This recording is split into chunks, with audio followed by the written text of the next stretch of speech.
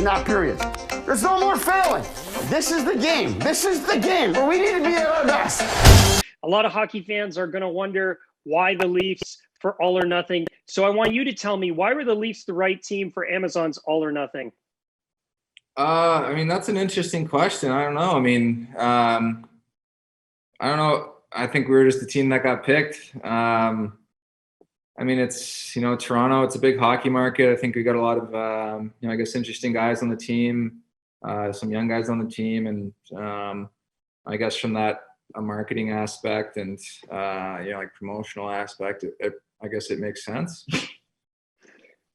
What can you tell me about the Coffee Gang? Are you actually part of the Coffee Gang?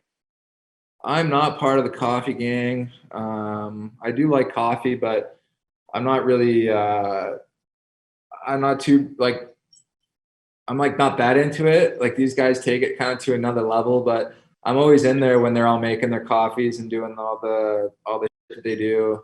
So it's kind of funny, to look at it like that and see everybody and who makes the best cup of coffee and whatnot. Everybody's got their own personalized cup. It's like a whole ordeal, but I mean, I've tasted it. I've tasted guys' coffee that they make, and I mean, it's pretty good. I can't lie, but I'm not sure. It's a little time consuming for me. So I don't know if I'll ever really join that coffee team, but I like all the guys that are a part of it. They're good dudes. So who makes the best cup? I'll always cheer for him. I always said Zach Hyman made the best cup of coffee, and Mitchie and everybody hated when I said that. Mitch, who makes the best coffee on the team? I do. I have a question.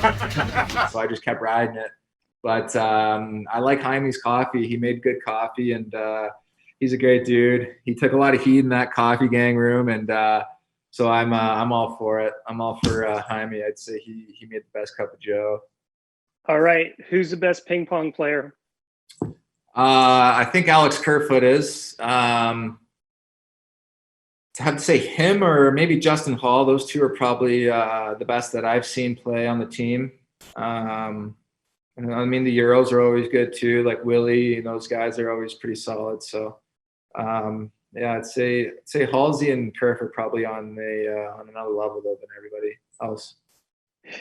Did you have any trepidation about cameras coming into the locker room?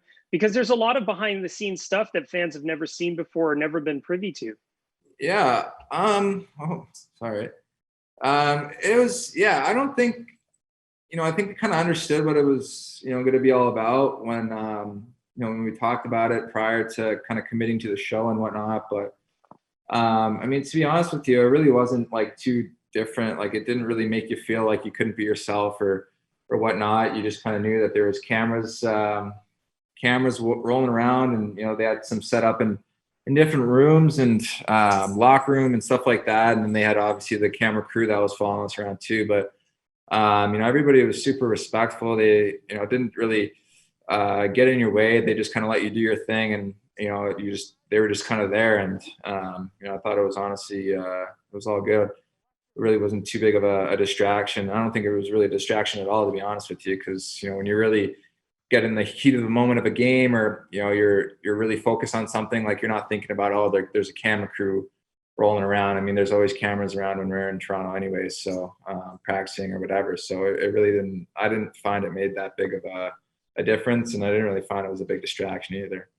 With all the behind the scenes stuff the fans have never seen before, it obviously takes us through the entire season. For the Leafs, what stands out for you, Austin, having had a chance to watch it and look at this the series? Yeah, it moves pretty quick, to be honest. It really kind of I don't want to say skips over, but it's, it moves along pretty quick. There's 5 episodes in it. There's obviously only so much you can put into so much you can put in there, but I still think it'll give a pretty unique aspect. I mean, it was a really unprecedented year, a lot of unknown heading into it. So just the fact that we were able to play hockey was obviously, we felt really fortunate to do that. And I guess the whole kind of show on the side was just kind of extracurricular, but it really didn't take up too much of anybody's extra time or anything. As a Leafs fan, obviously, it's not the ending that I would have hoped for, or any of the other fans, or you, the team, and the management. How does the ending, though, still make for a compelling show, whether you're a Leafs fan or not a Leafs fan? Well, I think it's tough. Like, it was tough watching it because you just see all the guys, like myself included, just obviously how devastated we were. And I know for us, we have the belief in our group and in each other that we will get it done, and that we're going to break through. And regardless of failures, I think champions and legends are made of how you respond to failure, not from success. And so obviously we've had some devastating losses and some heartbreak, but I think for Leafs fans and people watching, I think just to see the emotions from guys and just how devastated we were, and obviously watching that, it definitely fuels and kind of lights a fire inside of you. A little extra motivation for to kind of prove people wrong and obviously get over that hump. What do you hope fans take away from the series? I don't know. Maybe just a little insight, I guess. You kind of get to know the guys a little bit better.